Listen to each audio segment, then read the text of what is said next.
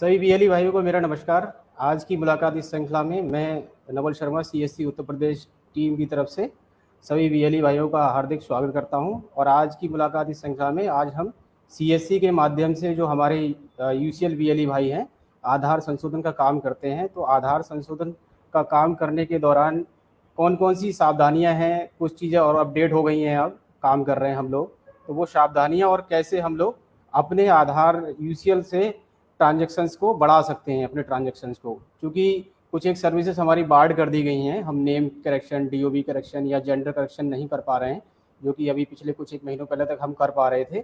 उसके बावजूद भी हम अभी भी किस तरह से अपनी जो ट्रांजेक्शन्स हैं, अपने आधार यूसीएल पे जो सर्विसेज हमारी अवेलेबल हैं, उन सर्विसेज को आम जनमानस तक, सिटीजन्स को अच्छे से और अधिक से अधिक किस तरह से दे सकते हैं, तो उस पर थोड़ा सा डिस्कशन करेंगे।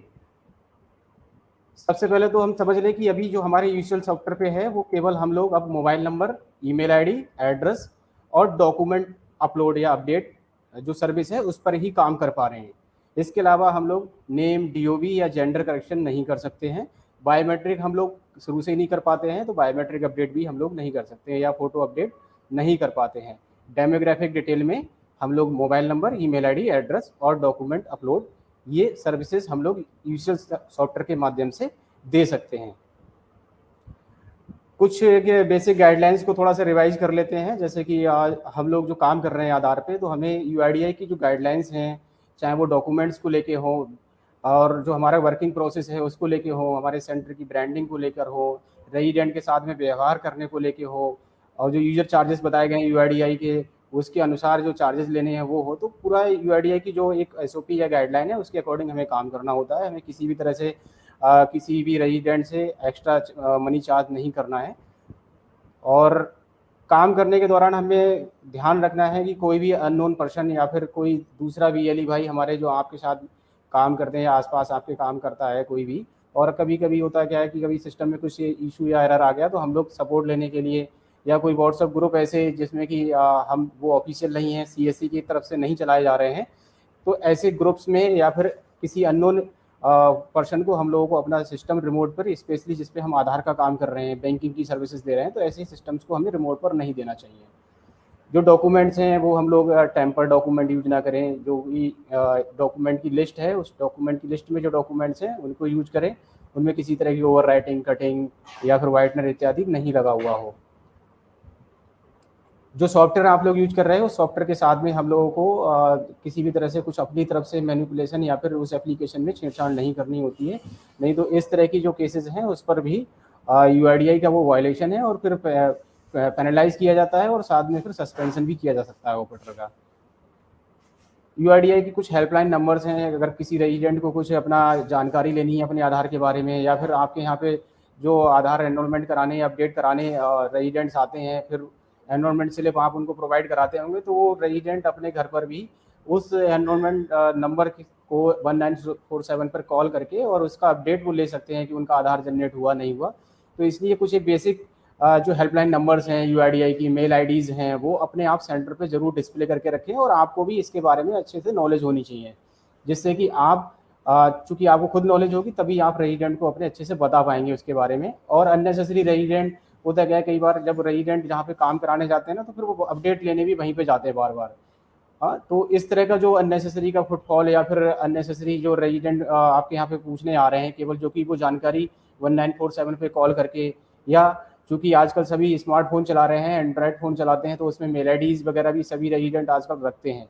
खुद नहीं रखते हैं तो उनके घर परिवार में मेल आईडी ज़रूर होगी। तो इस तरह से जो रेजिडेंट के लिए सुविधाजनक चीज़ें हों वो अपने सेंटर पर ज़रूर डिस्प्ले करके रखें, जो जिससे क्या है कि आपका और कस्टमर के बीच में, या रेजिडेंट जो आपके यहाँ काम कराने आ रहा है, वो एक बॉन्डेशन, अच्छी बॉन्डेशन बनेगी।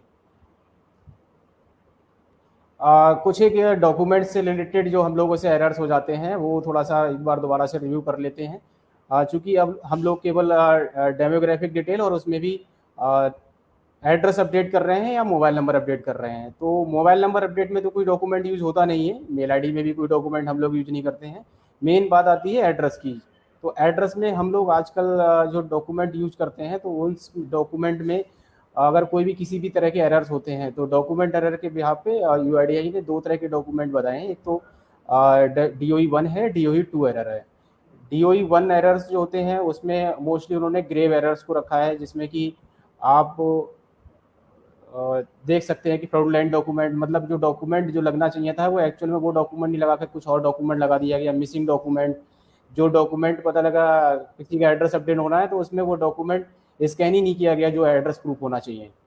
डिटेल टेम्पर्ड, मतलब जो एड्रेस वाला पार्ट है उसमें जो डिटेल्स थी उसके साथ में कुछ भी ओवर राइटिंग या फिर वाइटनर लगा के या उसके साथ में कुछ टेम्परिंग की गई, एडिटिंग की गई है फोटोशॉप में। तो इस तरह के डॉक्यूमेंट्स, तो ये जो है DOE 1 में आते हैं, ये ग्रेव एरर्स होते हैं। तो हम लोग चूंकि अब एड्रेस अपडेट ही कर रहे हैं तो एड्रेस अपडेट करने के दौरान हमें DOE 1 एरर हमसे ना हो, चूंकि DOE 1 जो एरर है उस पर अब पेनल्टी भी इंक्रीज कर दी गई है। 40 टाइम्स जो पेनल्टी है वो इंक्रीज हो गई है। पहले वो 25 रुपये पर पैकेट हुआ करती थी, आज की डेट में वो पेनल्टी 1000 रुपये पर पैकेट हो चुकी है। तो इसलिए हमें DOE 1 जो कि ग्रेव एरर्स हैं, तो उस तरह के एरर्स हमसे ना हो। हम डॉक्यूमेंट के साथ में किसी भी तरह की टैंपरिंग ना करें। डॉक्यूमेंट स्कैन करते समय फिर उसको अच्छे से चेक कर लें, स्कैन करने के बाद जो हमारा प्रिंटर है जिससे हमने स्कैन किया कि स्क्रीन पे जो चीज़ स्कैन की है वो वैसे ही दिख रहा है या नहीं दिख रहा है। कहीं ऐसा ना हो जल्दबाजी में हमने जब स्कैन करते हैं तो प्लेन जो साइड होती है उसकी तरफ से वो स्कैन हो गया हो। तो ये DOE 1 के अंतर्गत आता है। बाकी DOE 2 एरर्स हैं जिसमें कि पुअर क्वालिटी डॉक्यूमेंट है। जो डॉक्यूमेंट आप स्कैन कर रहे हैं या जो डॉक्यूमेंट रेजिडेंट लेकर आए हैं वो रीडेबल नहीं है, उसकी क्वालिटी बहुत ज़्यादा खराब है, तो वो पुअर क्वालिटी डॉक्यूमेंट में आएगा। Document not as per approved list, UIDAI की जो डॉक्यूमेंट की लिस्ट है जिसमें कि एड्रेस प्रूफ में जो डॉक्यूमेंट्स बताए गए हैं, ठीक है। तो जैसे फॉर एग्जांपल मैं आपको एक बताना चाहूँ कि जो पैन कार्ड है, पैन कार्ड कभी भी एड्रेस प्रूफ का पार्ट है ही नहीं, क्योंकि उसमें वो डॉक्यूमेंट ऐसा डॉक्यूमेंट है जिसमें कि फोटो होता है रेजिडेंट का या जो भी कैंडिडेट है उसका नाम होता है और DOB होती है। एड्रेस उस डॉक्यूमेंट में होता ही नहीं है तो फिर उसको हम एड्रेस प्रूफ में नहीं ले सकते। अगर हम पैन कार्ड को एड्रेस प्रूफ में लगाते हैं तो वो document not as per approved list माना जाएगा और वो DOE 2 काउंट किया जाएगा। तो हम लोगों को जो डॉक्यूमेंट लेने हैं, जो एड्रेस प्रूफ की लिस्ट में जो डॉक्यूमेंट आ रहे हैं वही डॉक्यूमेंट को हम यूज करें। डेमोग्राफिक डेटा मिसमैच, ये क्या होता है? जैसे demographic data mismatch in the sense कि जो डॉक्यूमेंट्स वो लेके आया था उस डॉक्यूमेंट में एड्रेस वाले पार्ट में जो डिटेल थी उसमें उसका गांव का नाम, उसका तहसील या जिला जो भी लिखा था, हमने उस डॉक्यूमेंट में कुछ और लिखा हुआ है और सॉफ्टवेयर में अपनी एंट्री करते समय कुछ और एंट्री कर दी, तो वो डेमोग्राफिक डेटा मिसमैच में चला जाएगा और DOE 2 एरर काउंट किया जाता है। Scan document not of original document, हम लोग हमें अभी पिछले कुछ एक साल से जब से कि ये नया SOP आया है, हम लोगों को ओरिजिनल डॉक्यूमेंट लेने होते हैं और स्कैन उसको करना होता है। ऐसा नहीं कि ओरिजिनल डॉक्यूमेंट वो दिखा के और अपना जीरोक्स कॉपी को स्कैन कर रहे हैं। तो डॉक्यूमेंट एक तो ओरिजिनल और ओरिजिनल के साथ स्कैनिंग भी ओरिजिनल डॉक्यूमेंट की होनी चाहिए। डॉक्यूमेंट नेम मिसमैच, चूंकि अब नेम करेक्शन तो हम कर नहीं रहे लेकिन फिर भी जो पहले वाले पॉइंट नंबर 2 में 3 में था कि जो एड्रेस है, एड्रेस जैसे कि एज पर जो डॉक्यूमेंट लेके आया है तो हम लोग सॉफ्टवेयर में एंट्री करते समय भी उसी तरह का एड्रेस इनपुट करें। और जो चूंकि करेक्शन कर रहे हैं हम लोग, नया तो बना नहीं रहे हैं, तो एड्रेस को देख लें कि एड्रेस जो कराने आए हैं संबंधित उसी रेजिडेंट का है जिसका आधार है। तो ऐसा ना हो कि आधार किसी और का है, एड्रेस किसी और के लिए हम डॉक्यूमेंट यूज कर रहे हो, तो डॉक्यूमेंट नेम मिसमैच या फिर वो डेमोग्राफिक डेटा मिसमैच में चला जाएगा। तो DOE 1 और DOE 2 को थोड़ा सा मैंने इन शॉर्ट में आपको बताया, क्योंकि बहुत कन्फ्यूजन रहता है इस चीज़ में कि सर DOE 1 क्या है, DOE 2 क्या है। और DOE 1 पे मैंने आपको बताया, स्पेशली इस गलतियों पे विशेषतः आपको ध्यान देना है, क्योंकि ये जो पेनल्टी है इसमें 25 रुपये पर पैकेट से वो अब बढ़ाकर DOE 2 में 1000 रुपये कर दी गई है और DOE 1 में 10,000 रुपये पर पैकेट लगती है पेनल्टी। तो डॉक्यूमेंट एरर की पेनल्टीज को हम लोग समझ लें।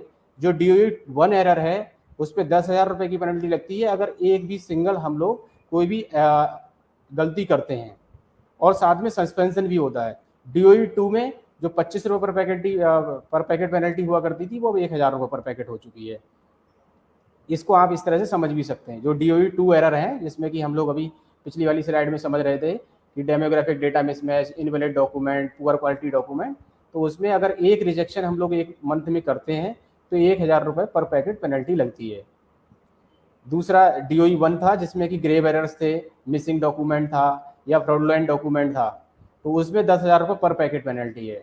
अगर हम लोग जो अपना सॉफ्टवेयर में एंट्री इनपुट करते हैं, कोई भी डेमोग्राफिक डिटेल इनपुट करते हैं, उसका एड्रेस वाला पार्ट है उसमें, तो उसमें किसी भी तरह की कोई भी एब्यूजिंग लैंग्वेज हम लोग उसमें इनपुट कर देते हैं अपनी तरफ से, तब भी 1000 रुपये पर पैकेट पेनल्टी लगती है। तो आप लोगों को इस तरह की जो अनपार्लियामेंट्री लैंग्वेज होती है, एब्यूजिंग लैंग्वेज होती है, इस तरह के वर्ड्स होते हैं, उनको यूज़ नहीं करना है अपनी तरफ से। इसके अलावा आप लोग अगर किसी भी तरह का कोई भी फ्रॉडलेंट एक्टिविटी या फिर सॉफ्टवेयर के साथ में या टेम्परिंग के साथ में होते हैं, तो उसमें 1,00,000 रुपये तक की पेनल्टी यूआईडीआई इम्पोज करता है, और ये पेनल्टी अभी पिछले कुछ एक समय से आ रही है। तो सभी वीएलई भाई से, जितने भी हमारे ऑपरेटर्स इस सेशन को देख रहे हैं, सबसे अनुरोध है कि हम और आप दोनों लोग यूआईडीआई की गाइडलाइन को एज पर यूआईडीआई की गाइडलाइन काम करने के लिए प्रतिबद्ध हैं। तो सभी से अनुरोध है कि किसी भी तरह का डॉक्यूमेंट के साथ में या फिर जो सॉफ्टवेयर है उसके साथ में, या जो रेजिडेंट आपके यहाँ काम कराने आ रहे हैं, ये चार्जेस हैं जो बताए गए हैं। डेमोग्राफिक अपडेट के लिए 50 रुपये निर्धारित शुल्क है। इसके साथ डॉक्यूमेंट अपलोड कर भी आप लोग काम कर रहे हैं, उसके लिए भी निर्धारित शुल्क 50 रुपये है। तो किसी भी तरह का कोई ओवर चार्ज ना करें, डॉक्यूमेंट जो बताए गए उस तरह से लें, और व्यवहार अच्छा रखें रेजिडेंट्स के साथ में। कई बार क्या होता है, चूंकि आप लोग हो सकता है पहले नेम डीओबी भी कर रहे थे, तो रेजिडेंट आपके साथ अभी भी आते होंगे, आपको जो है वो बोलते होंगे कि हमारा ये काम कर दीजिए, लेकिन कई बार क्या ना ऑकवर्ड सिचुएशन हो जाती है, आप उन्हें समझा नहीं पा रहे हैं कि क्यों नहीं कर रहे हैं। तो अपने सेंटर पे स्पष्ट जो आप सर्विसेज आप दे रहे हैं उनका डिस्प्ले रखिए, उनके बारे में बताइए। किसी से कोई झगड़ा नहीं करना है। हम और आप यूआईडीआई की गाइडलाइन के अनुसार काम कर रहे हैं। कोई अपनी तरफ से किसी ने कोई एसओपी या फिर यूआईडीआई सीएससी ने अपनी तरफ से कुछ नहीं बनाया हुआ है। तो हमारी और आपकी जिम्मेदारी है कि जो काम हमको मिला हुआ है उसको हम जो है as per rules and regulation करें, गाइडलाइन के अनुसार काम करें। कुछ और चीज़ें हैं जो हम लोग काम करते हैं, काम करने के दौरान हमें ध्यान रखनी है कि जो आपकी मशीन है उस मशीन पे ही आपको काम करना है। ऐसा नहीं करना है कि हो सकता है कि आज आपकी मशीन प्रॉब्लम है, आपके बगल में या फिर कुछ दूरी पे कोई सेंटर है, उसका सेंटर सही चल रहा है और वो उस समय नहीं है और आप जाके उस पर लॉगिन कर रहे हैं। ऐसा नहीं करना होता है। आपका जो मशीन रजिस्टर्ड है, आपने जिसमें फर्स्ट टाइम अपना ऑपरेटर लॉगिन किया, आपको उस पर अपनी मशीन पे ही काम करना है, एक दूसरे के सिस्टम में लॉगिन नहीं करना होता है। किसी भी तरह का कोई भी हार्ड कॉपी या फिर सॉफ्ट कॉपी आधार से रिलेटेड आप लोग अपने सेंटर पे नहीं रखें। आपको एनरोलमेंट फॉर्म रखने की भी ज़रूरत नहीं है। जो डीएमएस जिसको बोलते थे, पहले डीएमएस वाला पार्ट हुआ करता था, क्योंकि अब ऑनलाइन सॉफ्टवेयर पे काम कर रहे हैं आप लोग और जो भी डॉक्यूमेंट लेते हैं वो रियल टाइम स्कैन हो जाता है। तो आपको अपने सेंटर पे किसी भी के आधार की जो कॉपी है या फिर उसका ओरिजिनल आधार है वो बिल्कुल भी नहीं रखना है। अपने सिस्टम में भी उसका सॉफ्ट कॉपी ना रखें स्कैन करके, इसकी कोई ज़रूरत नहीं है। आप जो एनरोलमेंट फॉर्म भी लेते हैं तो आप ये ऐसा कर सकते हो कि एनरोलमेंट फॉर्म के पीछे ही उसका एनरोलमेंट स्लिप प्रिंट करके वापस कर सकते हैं। कोई भी इस तरह का डॉक्यूमेंट ना रखें। आधार नंबर की एंट्री आप अपने रजिस्टर जो आपको बताया जाता है उसमें फॉर्मेट में भी हमने कभी भी उसमें कॉलम नहीं दिया हुआ है आधार नंबर का। तो किसी भी रेजिडेंट का आधार नंबर, कंप्लीट आधार नंबर नोट डाउन करके ना रखें, ना कोई ऐसा रजिस्टर मेंटेन करें जिसमें कि किसी का आधार नंबर आप लोग नोट कर रहे हो। क्योंकि हमारे जितने भी वीएलई भाई है यूसीएल पे काम कर रहे हैं, सभी आप लोग अपने आप में बैंक बीसीबी है, तो बैंकिंग की गाइडलाइन के अनुसार भी आपको बताया जाता होगा इस चीज़ के बारे में। तो प्लीज़ आधार नंबर, चूँकि एक ऐसा डॉक्यूमेंट है जिसका जो है मिसयूज हो सकता है, तो आपको वो डॉक्यूमेंट अपने पास में उस तरह से नहीं रखना है। एड्रेस वाला पार्ट में आप लोग जो सन ऑफ डॉटर यूज़ करते थे, अब उसकी जगह केवल केयर ऑफ ही यूज होता है। तो अन्य अपनी तरफ से सन ऑफ और डॉटर ऑफ यूज करने की कोशिश ना करें, हम लोगों को केवल केयर ऑफ ही यूज करना है। हम लोग जो एड्रेस अपडेट करते हैं HOF बेस्ड, मैं भी अगली स्लाइड में आपको बताऊंगा। HOF बेस्ड जो एनरोलमेंट हम करते हैं, तो HOF बेस्ड जो एनरोलमेंट होता है उसमें जो डिक्लेरेशन ली जाती है एड्रेस प्रूफ के लिए कि एड्रेस जो भी concern head of the family है वो डिक्लेरेशन देता है, तो वो डिक्लेरेशन जो है आप लोग अच्छे से उसको भरवा के और चेक करके ही उसको यूज करें। और एड्रेस वाले पार्ट में एड्रेस अपडेट करने के लिए आप उसको बड़े लेवल पे यूज कर सकते हैं। मोबाइल नंबर, ईमेल में आपको कोई डॉक्यूमेंट यूज नहीं होता है, तो वो चीज़ें आपको पता है। वोटर आईडी, क्योंकि वोटर आईडी जो है एड्रेस प्रूफ में यूज होता है, शुरू से ही यूज होता है, तो इसकी स्कैनिंग का जो तरीका है वो आप लोगों को सबको बताया हुआ है, क्योंकि एड्रेस वाला पार्ट उसके बैक साइड में होता है। तो जब भी आप वोटर आईडी को यूज कर रहे हैं एड्रेस प्रूफ के रूप में, तो बोथ साइड स्कैनिंग उसका करें। आप लोग काम कर रहे हो तो आपको पता होगा, जब आप फ्रंट स्कैन करते हैं तो उसमें तुरंत जो है बैक स्कैनिंग के लिए नेक्स्ट ऑप्शन आता है, उसको क्लिक करके फिर स्कैन उसका बैक पार्ट जरूर करें, नहीं तो फिर उसको यूज करने का कोई मतलब नहीं रह जाएगा, क्योंकि वो एड्रेस प्रूफ है और एड्रेस वाला पार्ट ही अगर हमने स्कैन नहीं किया। ऐसे और भी कुछ डॉक्यूमेंट्स हैं जो आप लोग जो है 2 साइड या फिर 2 पेज स्कैन करते होंगे, तो इस चीज़ का ध्यान रखें विशेषतः।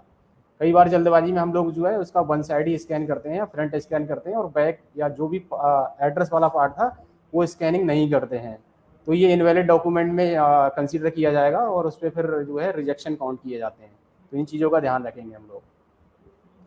जो HOF वाला मैं आपको बात बता रहा था, HOF बेस्ड हम लोग जो डॉक्यूमेंट यूज करते हैं, एक डिक्लेरेशन है जिसमें कि हम लोग जैसे काफ़ी ये जो डॉक्यूमेंट है वो किसके लिए ज़्यादा यूज हो सकता है, वो आपको मैं एक एग्जांपल के तौर में बताता हूँ, तो फिर आप अच्छे से समझ पाओगे। HOF जैसे कि नाम से स्पष्ट हो रहा है कि head of the family based enrolment, मतलब कोई भी फैमिली का कोई हेड है जो कि उस फैमिली को लीड करता है, और मान लीजिए उसका कोई आधार है, जैसे मेरी पोस्टिंग आज लखनऊ थी और मेरा अब ट्रांसफ़र हो गया दिल्ली में।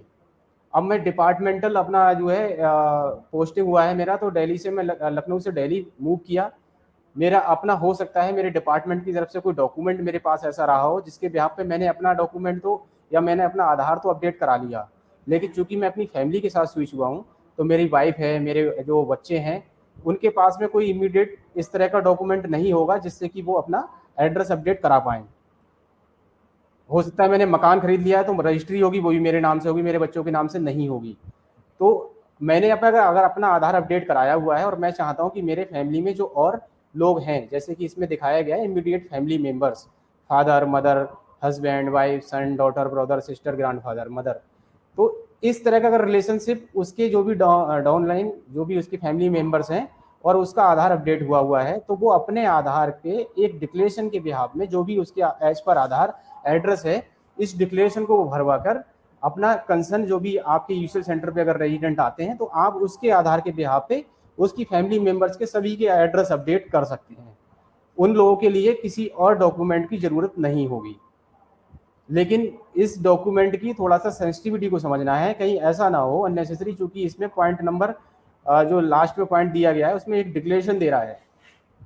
जो डिक्लेरेशन है उसमें एक उसने अपनी तरफ से डिक्लेरेशन दी है कि अगर मैं जो ये रिलेशनशिप यहाँ पे डिक्लेयर कर रहा हूँ कि मेरा ये डॉटर है, सन है, वाइफ है, कहीं से कहीं भी अगर वो गलत पाई जाती है तो एज पर यूआईडीआई या as per rules and regulation जो एक्ट बना हुआ है आधार एक्ट, मेरा तो उसका तो रिजेक्ट हो ही जाएगा जिसका वो कराना चाह रहे थे, मेरा भी आधार सस्पेंड कर दिया जाए, इस तरह की वो डिक्लेरेशन साइन करके दे रहे हैं। तो आप लोग थोड़ा सा इस चीज़ को चेक कर लें कि head of the family based अगर आप एनरोलमेंट कर रहे हैं, किसी का एड्रेस अपडेट कर रहे हैं, तो वो जो उसका रिलेशन है वो जेन्युइन होना चाहिए, कोई फेक जानकारी या फिर गलत जानकारी के बिहाफ पे एड्रेस अपडेट ना करा रहा हो। कोई पता लगा वो उस फैमिली से बिलोंग ही नहीं करते हैं, वो दूसरे फैमिली के लोगों के एड्रेस अपडेट करा रहे हैं अपने बिहाफ पे, ये चीज़ नहीं होनी चाहिए। और इस डॉक्यूमेंट को आप बड़े लेवल पर यूज कर सकते हो, क्योंकि ये बहुत बड़ा चैलेंज आता है कई बार कि फैमिली में जो मेन उसके फादर हैं उनका तो एड्रेस अपडेट हो गया, लेकिन उनकी वाइफ या उनके बच्चों को चैलेंज आ रहा है, उनके पास हो सकता है कोई एड्रेस प्रूफ से संबंधित डॉक्यूमेंट नहीं है। तो जो फादर हैं वो अपनी फैमिली के सभी के आधार अपडेट करा सकते हैं, एड्रेस अपडेट करा सकते हैं अपने आधार के बिहाफ पे एज पर उनके जो आधार में एड्रेस है। तो इस डॉक्यूमेंट को एक पहली चीज़ तो आप लोग बड़े लेवल पर यूज कर सकते हो, आपको ना इसके साथ में किसी भी और सपोर्टिंग डॉक्यूमेंट की जरूरत नहीं है, ना कोई डोमिसाइल लेना है आपको, ना कास्ट सर्टिफिकेट लेना, कुछ लेना ही नहीं है। ये सिंगल जो सेल्फ डिक्लेरेशन है ये फॉर्म ही अपने आप में कंप्लीट है, साथ में जो रेजिडेंट जो डिक्लेरेशन दे रहे हैं उनको आना जरूरी है, उनके बिहाफ पे ही एनरोलमेंट हो रहा है। तो इस चीज़ को थोड़ा सा ध्यान देना है, इस डॉक्यूमेंट को हमें यूज भी करना है और इसकी सेंसिटिविटी को यूज देखते हुए यूज करना है। अब थोड़ा सा जो अभी आज की डेट में जो चैलेंजेस हैं उसके बावजूद भी हम कैसे अपने ट्रांजेक्शन को बढ़ा सकते हैं। जो हमारे पास सर्विसेज हैं अभी मेजर देखा जाए तो मोबाइल नंबर और एड्रेस, दो सर्विसेज हैं जो कि हमारे पास में अभी यूसीएल पे शेष हैं। यूआईडीआई के अनुसार, यूआईडीआई ने जो आंकड़े बताए हैं, अभी भी 25 से 30% लोग ऐसे हैं जिनके आधार में मोबाइल नंबर लिंक नहीं है। मोबाइल नंबर लिंक है उसके बावजूद भी बहुत काफ़ी रेजिडेंट ऐसे हैं जो कि मोबाइल नंबर अपडेट कराते रहते हैं सभी समय पे। ठीक है, हर कोई अभी आज की डेट में देखें तो सिंगल तो छोड़िए, आप 2 से 3 मोबाइल नंबर यूज कर रहे हैं लोग। तो एक मोबाइल नंबर बंद हो गया, खो गया या कुछ हो गया तो अपना मोबाइल नंबर अपडेट कराते हैं। तो मोबाइल नंबर लिंक कराना, मोबाइल नंबर अपडेट कराना, ये इसमें अगर देखें परसेंटेज के हिसाब से तो काफ़ी फुटफॉल अभी इसका है और लोग आ रहे हैं काम कराने। जैसे कि हमने अभी एग्जाम्पल के तौर में देखा, अभी सहारा जो अभी सारा रिफंड वाला जो चल रहा था उसमें भी दूसरा भी वन फैमिली वन आईडी है, आयुष्मान भारत में भी एक नया फीचर दे दिया गया है, जैसे कि केवाईसी जो होती है वो बायोमेट्रिक या फिर आइरिस बेस्ड होती थी, अब उसको मोबाइल बेस्ड भी कर दिया गया है। जो रेजिडेंट या फिर जो बेनिफिशरीज हैं उनके लिए एक सेल्फ पोर्टल दिया गया है। अगर रेजिडेंट या जो बेनिफिशरी है उसके मोबाइल आधार में मोबाइल नंबर लिंक है तो वो आयुष्मान भारत या जो आयुष्मान का जो केवाईसी करनी होती थी वो ओटीपी बेस्ड कर सकता है। अगर मोबाइल नंबर लिंक नहीं है, अपडेटेड नहीं है मोबाइल नंबर, तो वो नहीं कर पाएगा। पिछले अभी हमने देखा कि सहारा रिफंड वाली जो एक स्कीम चल रही थी उसमें हमारे कुछ एक डिस्ट्रिक्ट हैं, स्पेशली इधर गोरखपुर मंडल में यूपी ईस्ट के कुछ जिले हैं, कुशीनगर, देवरिया, और भी चूंकि जो सहारा जो ग्रुप है उसके उसने एक रिफंड वाला अपना रजिस्ट्रेशन पोर्टल ओपन किया, उस पर लोग रजिस्ट्रेशन करा रहे हैं, और उसमें एक लिमिटेशन ये है कि मोबाइल नंबर पहली चीज़ तो लिंक होना चाहिए और मोबाइल नंबर उनका ऑपरेशनल होना चाहिए।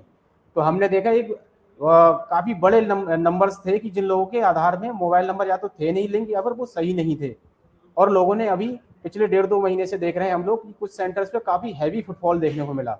हमारे एक एक बीएलई ने एक एक दिन में 100 या 100 से प्लस मोबाइल नंबर अपडेट किए हैं, जहां वो बीएलई खुद से बता रहे हैं, हमने उनसे एक्सपीरियंस उन्होंने हमारे साथ में साझा किया कि वो पहले 10 या 15 भी नहीं कर पा रहे थे। अब चूंकि स्कीम ऐसी आई जिसमें कि लोगों को जरूरत महसूस हुई कि भाई मेरा मोबाइल नंबर अपडेट होना चाहिए या मोबाइल नंबर लिंक होना चाहिए, तो वहां पर वो फुटफॉल एक साथ बढ़ गया। ठीक है ना। तो अगर हम देखें कि हमारे पास जो सर्विस है अभी भी आधार में मोबाइल नंबर लिंक करना या अपडेट करना, इसमें बहुत बड़ा स्कोप है।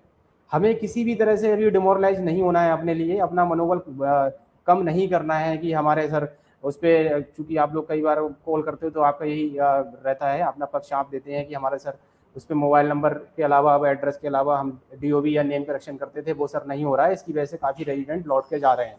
देखिए, नेम करेक्शन या डीओबी करेक्शन जो हमारे यूसीएल सॉफ्टवेयर से हटाया भी गया है, तो उसको हमें थोड़ा पॉजिटिव वे में लेना है, क्योंकि जो हमसे गलतियां हो रही थी वो ज़्यादा से ज़्यादा इसी वाले पार्ट में ज़्यादा हो रही थी, है?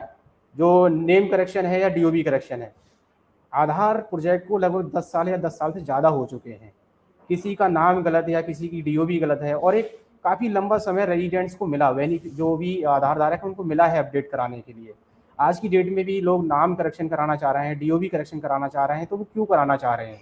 कहीं ऐसा ना हो वो तो अपना डॉक्यूमेंट लेके आ रहे हैं और उसको हम जल्दबाजी में सही से वेरीफाई नहीं कर पा रहे थे और उसको हम यूज कर ले रहे थे, जिसके बिहाफ पे फिर बाद में यूआईडीआई उसको चेक करता है, तो वो चेक करने में ये पाया जाता है कि वो डॉक्यूमेंट ठीक नहीं था, एज पर गाइडलाइन उस डॉक्यूमेंट को यूज नहीं किया गया, ना वो एज पर गाइडलाइन बना हुआ डॉक्यूमेंट है। क्योंकि आधार एक अपने आप में एक ऐसा डॉक्यूमेंट हो चुका है कि जिससे बहुत सारे जो सर्विसेज हैं, बहुत सारे गवर्नमेंट डिपार्टमेंट या नॉन गवर्नमेंट जो स्कीम्स हैं उनका लाभ लोगों को मिल रहा है। ठीक है, तो ऐसा ना हो कि आधार को बनाने या आधार को सही करने में जो सपोर्टिंग डॉक्यूमेंट यूज हुए वो गलत डॉक्यूमेंट यूज हो गया। ठीक है, तो वो जाने अनजाने में हमसे कुछ गलतियां हो जा रही थी, और ज़्यादातर गलतियां जैसे मैंने बताया आपको नेम करेक्शन या डीओबी करेक्शन में हो रही थी। तो हमको थोड़ा सा उसको पॉजिटिव वे में लेना है कि अगर वो गलती नहीं होंगी तो हमसे, तो हम पे अब पेनल्टी भी नहीं आएगी, ज़्यादा सस्पेंशन भी नहीं होगा। हम केवल आधार का ही काम नहीं करते, हमारे जितने भी यूसीएल भाई हैं, आप लोग बैंक बीसी हो, आपके साथ में और भी जो सीएससी की सर्विसेज हैं, आप सारी सर्विसेज देते होगे। हम ये मान के चलते हैं कि हमारा जो यूसीएल सेंटर है एक ऐसा सेंटर है जिसपे कि सीएससी की लगभग 99% सर्विसेज जो सीएससी पोर्टल पे लाइव हैं, आप वो यूटिलाइज कर सकते हैं, वो सर्विसेज सिटीजन्स को डिलीवर कर सकते हैं। तो हमें ये नहीं बाउंड रखे रह जाना है कि सर बस केवल हम यूसीएल पे काम कर रहे थे और उसमें ही ये सर्विसेज थी, इसकी वजह से हमारा फुटफॉल कम हो गया। ये सर्विस एक ऐसी सर्विस है जो कि आपके सेंटर पे फुटफॉल बढ़ाने और लोगों को कनेक्शन या कनेक्टिविटी बढ़ाने के लिए दी गई है। आपको इस सर्विस को सेवा भाव से देखना है कि हम लोगों को सर्विस दे रहे हैं। अब चूंकि काम करते हैं, कोई भी काम हो तो उसके एवज में हमें जो है उसका रिवार्ड या इनकम तो मिलती ही है, तो थोड़ा सा हमें इस यूआईडी और यूआईडी के फेस और यूआईडी के लोगों और सीएससी के लोगों को ध्यान में रखते हुए काम करना है। और अभी भी एड्रेस अपडेट लोग जो है अपना रेजिडेंस जो चेंज करते हैं, जो भी निवास चेंज करते हैं तो एड्रेस अपडेट करते हैं। आए दिन आप लोग देखते हो एड्रेस भी अपडेट करा रहे हैं। जो वन फैमिली वन आईडी वाला कॉन्सेप्ट है, जिसमें कि यूपी गवर्नमेंट ने अभी जो यूपी के जितने भी, पहली चीज़ तो जितने राशन कार्ड होल्डर हैं उनको उन्होंने राशन कार्ड जो है नंबर उसी को फैमिली आईडी में कन्वर्ट किया है, और जो नॉन राशन कार्ड होल्डर हैं उसमें उन्होंने ओटीपी मोबाइल नंबर लिंक होना जरूरी है उस चीज़ के लिए भी, तभी वो वन फैमिली वन आईडी में रजिस्टर कर पाएगा अपने आप को, या फिर उनको अपने राशन कार्ड में कुछ भी अपडेशन कराना है वन फैमिली वन आईडी के अंतर्गत, तो भी वो मोबाइल नंबर लिंक है तभी करा पाएंगे। दूसरी चीज़, एड्रेस उनका यूपी का ही होना चाहिए। जो भले ही अब 10 साल से यूपी में रह रहे हैं, पहले मुंबई में रहते थे, मुंबई में जहाँ रहते थे वहाँ का उनका एड्रेस के ब्याह पे आधार बना हुआ है। अब वो चाहते हैं कि वन फैमिली वन आईडी के अंतर्गत मैं 10 साल से यूपी में रह रहा हूँ, तो उसका लाभ मुझे मिल जाए। तो लाभ कैसे मिल पाएगा? उन्हें तभी मिल पाएगा जब उनका आधार भी यूपी का होगा। भले ही वो 10 साल से रहते हैं यहाँ पे, उनका अपना मकान है, उनकी अपनी फैमिली है, उनके बच्चे यहाँ पढ़ते हैं, सब कुछ वो सब काम यहाँ करते हैं, लेकिन जब तक अपना आधार वो अपडेट नहीं कराएंगे, अपना एड्रेस यूपी का नहीं कराएंगे, तब तक उनको वन फैमिली वन आईडी का लाभ नहीं मिल पाएगा। तो एड्रेस अपडेट में भी बहुत स्कोप है, और इसीलिए बार बार बोला जाता है कि सभी जो भी रेजिडेंट्स हैं, जो आधार धारक हैं, अपना आधार अपडेट रखें। जैसे कि इस स्लाइड में आप देख रहे होंगे, अपडेटेड आधार सशक्त आधार, कि आधार अगर अपडेटेड रहेगा तो आधार वो सशक्त आधार माना जाएगा, वो उसकी जो ऑथेंटिसिटी है वो तभी मानी जाएगी वो अपडेटेड है। बायोमेट्रिक अपडेट हमको समय समय पे कराने पड़ते हैं, तो इसी तरह से डेमोग्राफिक डिटेल्स भी हमारी अपडेट रहनी चाहिए। तीसरा है डॉक्यूमेंट अपलोड। जितने भी आधार धारक जो 10 साल पहले आधार बनवाए थे कभी अपना, और उनको 10 साल से ज़्यादा हो गया है, भले ही उन्होंने अपना रेजिडेंस चेंज नहीं किया या उन्होंने अपने आधार में किसी भी तरह की कोई डेमोग्राफिक डिटेल चेंज नहीं कराई है, तो ऐसे सभी जो भी अपने आधार धारक हैं उनको अपने POI POA ID address proof दोबारा से अपडेट कराने की ज़रूरत है। उनको कुछ नहीं करना है, सिंपल सा अपना एड्रेस प्रूफ और आईडी प्रूफ से संबंधित जो भी डॉक्यूमेंट होते हैं आपके पास आकर और अपलोड कराने की ज़रूरत है। चूँकि अब इसमें कोई ऐसा कंपल्सन नहीं किया गया है, ये सर्विस अभी वॉलेंट्री बोली गई है, मैंडेटरी नहीं इसको बोला है UIDAI ने, तो लोगों में थोड़ा सा अवेयरनेस नहीं है, लोग इसको समझ नहीं रहे हैं कि कराना ज़रूरी ही है। लेकिन उनको आप समझाइए कि जैसे अभी सहारा वाली स्कीम आई तो वहाँ पे आपके मोबाइल नंबर लिंक नहीं थे, या वन फैमिली वन आईडी वाला कॉन्सेप्ट है, उसमें अगर आपका आधार अपडेट नहीं है तो आप जो है उसका फैमिली लाभ नहीं ले पा रहे हैं। ऐसा ही हो सकता है कि आने वाले समय में, क्योंकि अभी तो केवल बोला गया है और बार बार इस चीज़ के बारे में चेतावनी या मैसेज लोगों को किए जा रहे हैं कि अपने आधार में अगर आपने कोई भी किसी का तरह का कोई चेंज पिछले 10 साल में नहीं कराया है, तो POI और POA से संबंधित जो डॉक्यूमेंट है वो दोबारा से एज इट इज अपलोड करा लीजिए। नहीं तो आपको जो सरकारी सर्विसेज है उससे आने वाले समय में वंचित रहना पड़ सकता है। ये चीज़ अभी बोली जा रही है, हो सकता है गवर्नमेंट इसको लागू कर दे या UIDAI स्ट्रिक्टली इसको फॉलो कराने के लिए अगर बोल दे, तो बहुत बड़े नंबर्स हैं ऐसे रेजिडेंट्स के जिनके आधार 10 साल से पहले बने हैं और जो अपडेटेड नहीं है उनके डॉक्यूमेंट। तो हमें ये थोड़ा सा जिम्मेदारी खुद उठानी पड़ेगी और हमें खुद अपने आप से समझना पड़ेगा इस चीज़ को कि रेजिडेंट अननेसेसरी आने वाले समय में अगर कुछ ऐसा चैलेंज आता है तो लोग भीड़ ना लगाएं, लाइन कतारों में न लगानी पड़े उनको, तो उन्हें बताएं, समझाएं और अपने आप से शुरुआत करें इस चीज़ की।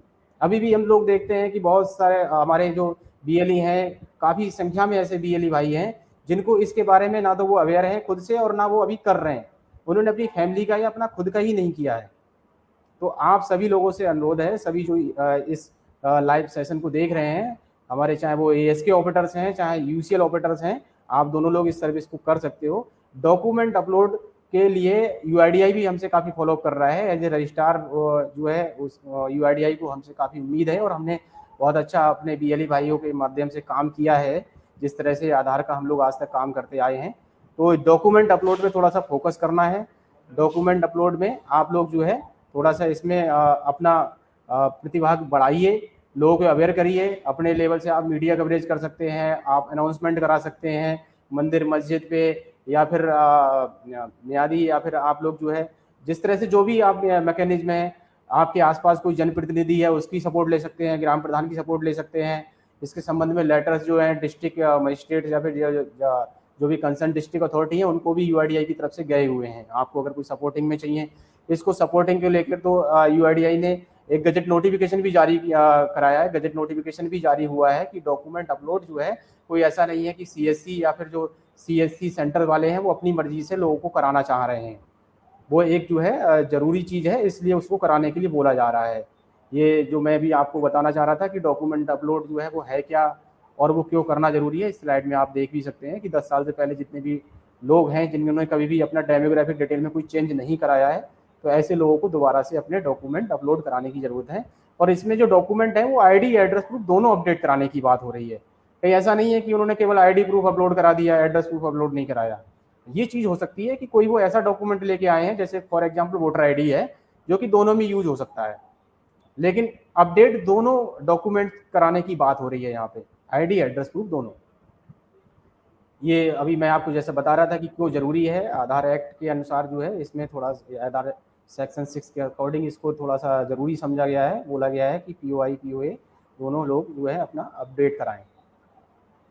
कुछ और चीज़ें हैं, अब काफ़ी सारी चीज़ें मैंने कवर की हैं अभी पिछले उसमें, लेकिन कुछ चीज़ें और भी हैं जो कि आप लोगों को थोड़ा ध्यान में रखने की ज़रूरत है कि आप जो भी सर्विसेज आपके पास में हैं वो ज़्यादातर सभी सर्विसेज पे काम करें, अपने सेंटर को अच्छे से मेंटेन करके रखें, ब्रांडिंग रखें अपने सेंटर पे, और नियमित अपना सेंटर खोलें।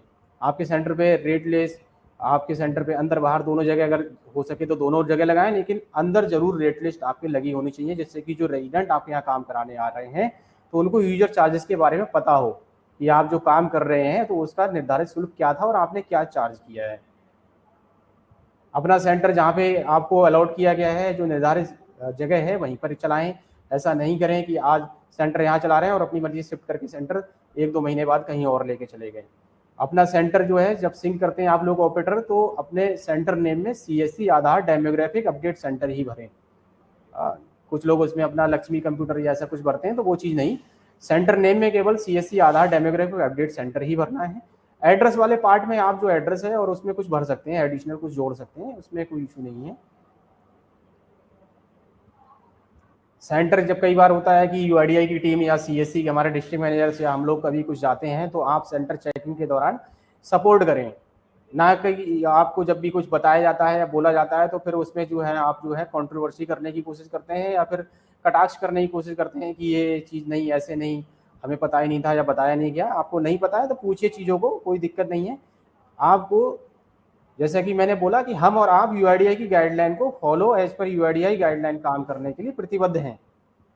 तो आप जब भी UID से कोई टीम जाती है, हम लोगों में से कोई जाता है, CSC डिस्ट्रिक्ट मैनेजर जाते हैं, हमारे डिस्ट्रिक्ट टीम है, तो सपोर्ट करें, पूछें, बताएं चीज़ों को, डिनाई नहीं करें किसी चीज़ के लिए या उसका विरोध ना करें।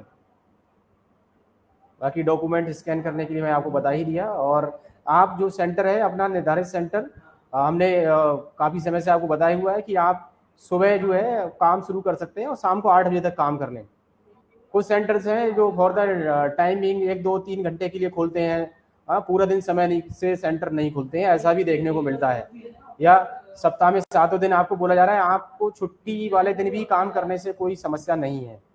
जो हॉलीडेज होते हैं, कोई भी किसी तरह का सरकारी या गैर सरकारी हॉलीडे या लोकल छुट्टियां होती हैं कई बार, तो आपको केवल इतना ध्यान देना है कि जो लोकल अथॉरिटी है, कहीं ऐसा तो नहीं है जैसे इलेक्शन होता है, कई बार इलेक्शन है या कुछ हो सकता है कर्फ्यू वाली कंडीशन है, या हो सकता है कोई लोकल अथॉरिटी प्रशासन ने कुछ और प्रोटोकॉल के तहत वहाँ पे पूरी मार्केट या उस एरिया को थोड़ा सील किया हुआ है, या वो मना कर रहे हैं कि अभी यहाँ पे जो है काम करना सही नहीं है, कुछ जो है सिचुएशन दूसरी क्रिएट हो सकती है, तब आपको काम नहीं करना है। नहीं तो आप जो है पूरा अपना सेंटर 365 दिन अपना सेंटर खोल के काम कर सकते हैं यूजुअल सर्विसेज पे, क्योंकि ये जो सर्विस है हमको इसीलिए मिली हुई है। हम लोग एक तो पहली चीज़ गांव लेवल ग्रामीण क्षेत्र में काम करते हैं, हमारी जो रीच है वो गांव-गांव तक है। दूसरी चीज़, हम लोग एज ए एंटरप्रेन्योर काम कर रहे हैं। हम ऐसा नहीं कि सरकारी जो है एम्प्लॉई हैं और जो बस सरकारी बन के हमको कुछ तनख्वाह मिलती है। हम चूंकि एंटरप्रेन्योर, हम जितना काम करते हैं उतना हमको सर्विस के बिहाफ पे कमीशन मिलता है। दूसरी चीज़, जो लोग हैं आपके यहाँ पे काम कराने के लिए वो भी फ्लेक्सिबल है। कोई दिहाड़ी मजदूर है या कुछ वैसे लोग हैं जो कि सुबह शाम का आराम कराना पसंद करते हैं, दिन में पूरा दिन कहीं पे जॉब करते हैं, या फिर कुछ ऐसे गवर्नमेंट एम्प्लॉइज़ हैं जो कि काम कराना संडे को ही स्पेशली पसंद करते हैं या वीकेंड पे काम करना पसंद करते हैं। कई बार ऐसा होता है कि जो छुट्टियां होती हैं, होली दिवाली है, तो लोगों की गैदरिंग होती है, लोग आते हैं अपने घरों पे आते हैं, या ईद है तो उस दिन घर पे आते हैं, और तो वो काम कराने के लिए हो सकता है कोशिश कर रहे हो कि आज मैं छुट्टी पे अपने घर आया हुआ हूँ और कोई मेरा सेंटर या आधार का कोई ऐसा संशोधन वाला केंद्र खुला हुआ होता जहाँ मैं अपना कुछ काम करा लेता। अब आप देखो कि बैंक, पोस्ट ऑफिस या जो और भी रजिस्ट्रार या जो काम कर रहे हैं आधार में चैनल, वो उस दिन तो बंद रहते हैं। तो ये सर्विस हमको स्पेशली इसीलिए दी गई है कि रेजिडेंट को हम ज़्यादा से ज़्यादा सुविधा दे पाएँ। कैसे दे पाएँ? तो जो हमको सुविधा दी गई, दूसरा रिलैक्सेशन दी गई, फ्लेक्सिबिलिटी जो हमारे पास में, हमें पूरा यूटिलाइज करना है उसको, ना कि अपना मनमानी तरीके से सेंटर खोलना है, कभी बंद कर रहे हैं कभी खोल रहे हैं। हाँ, बस 1-2 घंटे काम किया और बस अपना कुछ दूसरे चीज़ों में भी लगे हुए हैं, तो ऐसा ना करें। आप अपने सेंटर पे पूरा समय दें। और हमने ये चीज़ देखी है कि जो भी हमारे सेंटर्स पूरा सेंटर पे काम कर रहे हैं, एज पर यूआईडीआई गाइडलाइन काम कर रहे हैं, अच्छे से रेजिडेंट के साथ व्यवहार करते हैं, उन्हें अच्छे से कन्विंस करके सुविधा दे रहे हैं, तो उनके यहाँ पे फुटफॉल बढ़ता है। क्योंकि माउथ पब्लिसिटी के द्वारा लोग जो है एक दूसरे को बताते हैं ना, काम कराने के बाद कोई जाएगा रेजिडेंट कि अरे वहाँ जाओ, वहाँ तो सेंटर में गया शाम को 6 बजे भी खुला हुआ मिलेगा। तो जो आपको टाइमलाइन दी गई है, आप पूरा उसका यूटिलाइजेशन करें। अपने सेंटर में सीसीटीवी कैमरा लगा कर रखें, रेट लिस्ट होनी चाहिए, कस्टमर रजिस्टर बनाएं। कस्टमर रजिस्टर का भी मैं नेक्स्ट स्लाइड में आपको फॉर्मेट भी दिखा दूंगा कि कैसे बनाना है, क्योंकि कई बार रजिस्टर जो है आप लोग जो बताया गया फॉर्मेट है उसके अकॉर्डिंग ना बना करके अपनी मर्जी से कुछ और ही लिख रहे होते हैं उसमें, तो वो चीज़ ना करें। क्योंकि कभी भी कुछ भी डिस्क्रिपेंसी या फिर कुछ भी मिसहैपनिंग या फिर कैजुअलिटी होती है ना, तो वेरिफिकेशन के ये मैकेनिज्म है। हम कैसे भी उसको वेरीफाई कर पाएंगे कि आप यहाँ सीसीटीवी है नहीं, रजिस्टर आपने मेंटेन किया नहीं, क्या किससे काम कराया, उससे क्या चार्ज लिए। तो ये वेरिफिकेशन के लिए थोड़ा सा आपको अपने पास रखनी चाहिए। आपके लिए भी ज़रूरी है कि रजिस्टर मेंटेन करके रखें। कभी कोई बात होती है तो उसको हम वेरीफाई कर पाएंगे, हम अपनी तरफ से बता पाएंगे कि सर देखिए हमारे यहाँ पे कोई ऐसा नहीं है। सामने वाला अगर झूठ भी बोल रहा है तो फिर उसको, नहीं तो जब हमारे पास कुछ होगा ही नहीं तो हमें मानना मजबूरी हो जाएगी। तो चीज़ों को थोड़ा सा व्यवस्थित तरीके से काम करें। ये रेट लिस्ट है, अभी रिवाइज रेट लिस्ट है, क्योंकि आप लोग तो केवल डेमोग्राफिक डिटेल अपडेट करते हैं, जिसमें कि आप लोग एड्रेस और मोबाइल नंबर ही कर रहे हैं, तो 50 रुपये ही है। डॉक्यूमेंट अपलोड ही 50 रुपये है। आधार प्रिंटिंग 30 रुपये। कलर कॉपी आप लोग प्रिंट करके दे रहे हैं किसी को तो 30 रुपये ले सकते हैं। तो रेट लिस्ट अपने सेंटर पर जरूर लगा कर रखें और अच्छे से बता कर रखें रेजिडेंट को। ये हमने एक कॉमन ब्रांडिंग का बैनर शेयर किया था आप लोगों को, तो ये इस तरह का ये बड़ा सा बैनर आपके अपने सेंटर के फ्रंट पर जरूर लगा होना चाहिए। ठीक है, सीएससी है, इसमें आधार का लोगो है, बैंकिंग है तो बैंकिंग का जो भी आप जिसके बीसी हैं उसका लोगो लगा लें। सेंटर का नाम रखें अपना, सीएससी आधार डेमोग्राफिक अपडेट सेंटर बीसी है। और इस तरह से थोड़ा सा एड्रेस वगैरह अपडेट करते हुए इसमें अपने कॉन्टैक्ट नंबर डाल दें। हाँ, हो सके तो यूआईडीआई की हेल्पलाइन नंबर भी आप इस पर डिस्प्ले कर सकते हैं, नहीं तो आप दूसरा बैनर जो है उसको अपने सेंटर पे अंदर लगाकर वहाँ पे जरूर लगा कर रखें। ये रजिस्टर फॉर्मेट है जिसको कि बताया गया है कि इस तरह से आपको रजिस्टर बनाना है। कोई रेजिडेंट आया, किस डेट में आया, उसका नाम क्या था, आपने उसकी सर्विस क्या, मतलब उसका मोबाइल नंबर अपडेट किया या एड्रेस अपडेट किया, आधार प्रिंट किया, उससे क्या चार्ज लिया, उसका मोबाइल नंबर क्या था, उससे सिग्नेचर कराएं। कोई उसका सजेशन है, सुझाव है, वो आपको कुछ बताना चाह रहा है, उसमें आपने जो काम किया उसको वो काम करना कैसा आपके यहाँ पे कैसा लगा, उसका फीडबैक क्या है, तो वो इस तरह से आप लोग जो भी रजिस्टर मेंटेन करें उसमें ये कॉलम जरूर होने चाहिए। अननेसेसरी इसके अलावा कोई कॉलम या आधी अधूरी जानकारी मेंटेन ना करें। मोबाइल नंबर पूरा कंप्लीट लिखें, जिसका जो काम किया उसी की डिटेल होनी चाहिए। ऐसा नहीं हो कि नाम किसी का है, मोबाइल नंबर किसी और का डाल दिया वहाँ पे, या काम कुछ और है और कुछ और काम दिखाकर उसमें रेट भी कुछ और लिखा हुआ है। तो जो रजिस्टर का फॉर्मेट है हमको वही रजिस्टर फॉर्मेट यूज करना है और प्रॉपर तरीके से उसको मेंटेन करना है। तो ये कुछ एक चीज़ें थी जिसको कि हमें ध्यान में रखते हुए अगर हम काम करते हैं तो अपने सेंटर पे हम कितनी भी सारी चैलेंजेस हैं हमारे साथ में कि हम नेम टीओबी या सारी चीज़ें नहीं कर पा रहे हैं, उसके बावजूद भी हमारे पास में अभी बड़े लेवल पे स्कोप है, हम काम कर सकते हैं और अपने ट्रांजेक्शन्स को बढ़ा सकते हैं, रेजिडेंट को अच्छी सुविधा दे सकते हैं, और जिससे कि रेजिडेंट और हमारे बीच में अच्छा व्यवहार बनेगा, हमारे सेंटर पे फुटफॉल बनेगा, हम खुद पोटेंशियल बनेंगे। हाँ, चूँकि आप लोग यूसीएल हो, बीसी हो, और भी सर्विसेज आपके साथ में हैं, आप सारी सर्विसेज पे काम कर सकते हो, तो अपने सेंटर की गरिमा को बनाए रखें। किसी के साथ में कोई भी बातचीत करने का जो आपका तरीका है, वो जो विकलांग हैं, जो दिव्यांगजन हैं, फिजिकली चैलेंज लोग हैं, प्रेग्नेंट लेडी हैं, या कुछ किसी के साथ में कोई ऐसी डिजीज है जो कि चूँकि आप लोकल भी काम कर रहे हो तो आपको कई बार ये भी पता होता है कि उसे ऐसा है कि हार्ट का पेशेंट है या डायबिटीज़ है या कुछ और भी है, ब्लड प्रेशर की कुछ समस्या है उसको। हाँ, तो ऐसे लोगों को थोड़ा सा आप प्रायोरिटी देते हुए काम कर सकते हैं, उनसे अच्छे से व्यवहार करें, उन्हें बताएं चीज़ों के बारे में, और जो काम आप काम कर सकते हैं उसी के बारे में उन्हें बताने करने या कराने के लिए बोलें। ऐसा नहीं है कि आप फ़ोटो चेंज नहीं कर सकते हैं, बायोमेट्रिक भी अपडेट नहीं कर सकते हैं, अब हमारे पास नेम भी नहीं है, डीओ भी नहीं है, फिर भी हम उनको बोल रहे हैं कि आप करा लीजिए, हम करवा देंगे या कर देंगे, ऐसा नहीं करना है। और स्पेशली आप लोगों से एक थोड़ी सी रिक्वेस्ट और है, चूँकि आपके पास में यूसीएल सर्विसेज है और यूसीएल सर्विस पे आप मोबाइल नंबर एड्रेस अपडेट कर सकते हो, डॉक्यूमेंट अपलोड कर सकते हो, तो आपको यूसीएल सॉफ्टवेयर का ही यूज करना है। इसके अलावा आप कोई और प्लेटफॉर्म या कोई और सॉफ्टवेयर या किसी और के साथ में काम करते हुए नहीं पाए जाएं, क्योंकि वो चीज़ गलत हो जाएगी। क्योंकि आपको एक ऑथराइज सॉफ्टवेयर मिला हुआ है, फिर आप दूसरे प्लेटफॉर्म को यूज करेंगे तो फिर मतलब नहीं है, क्योंकि ये सर्विस हमने लिमिटेड यूसीएल वीएलईज को ही दे रखी है अपने, हम हर किसी वीएलई को नहीं दे पाते हैं। तो और हमने कोशिश किया है कि जो भी ज़िले हैं वो ज़िले में एक समान रूप से वो सेंटर्स हमारे फंक्शनल रहें। तो आपसे रिक्वेस्ट है, स्कोप आपके पास भी बहुत है और वीएलईज भी आज की डेट में भी हमारे पास में चूँकि सर्विसेज कम हो गई हैं, उसके बावजूद भी इसके लिए आधार में काम करने के लिए इच्छुक हैं लोग। बस थोड़ा सा ट्रस्ट को बनाए रखिए। आने वाले समय में हमारे साथ में समय समय पे कुछ ना कुछ सर्विसेज आती रहती हैं सीएससी के साथ में, तो ऐसा ना सोचें कि यूसीएल हम सरेंडर कर दें या फिर हमारा जो है इनकम नहीं हो पा रहा है, क्योंकि ये तो एक एड ऑन सर्विस है, आपके पास और भी सर्विस है, उस पर काम करिए और अपने कस्टमर बेस को बढ़ाइए।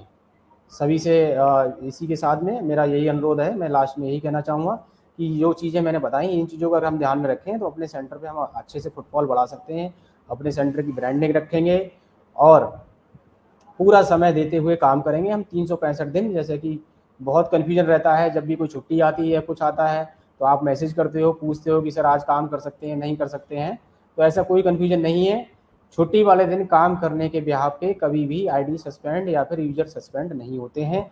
बस जो मैंने आपको बोला, एक प्रोटोकॉल में आपको ध्यान में रखनी है कि कहीं भी कभी भी कुछ भी कर्फ्यू या फिर लोकल प्रशासन मना करता है कि भाई यहाँ पे आज ये मार्केट नहीं खुलेगी या यहाँ पे अभी आज काम नहीं किया जाएगा, किसी भी तरह की कोई दुकान नहीं खुलेगी, तो उस दिन नहीं करना है, ठीक है। अदरवाइज आप काम करने के लिए डेली आप काम कर सकते हैं, इसमें कोई भी निसंशय काम करिए आप, क्योंकि हमारे पास ये सर्विस है। ये सर्विस इसीलिए है कि हम ज़्यादा से ज़्यादा कैसे लोगों को सर्विस ये दे पाएँ।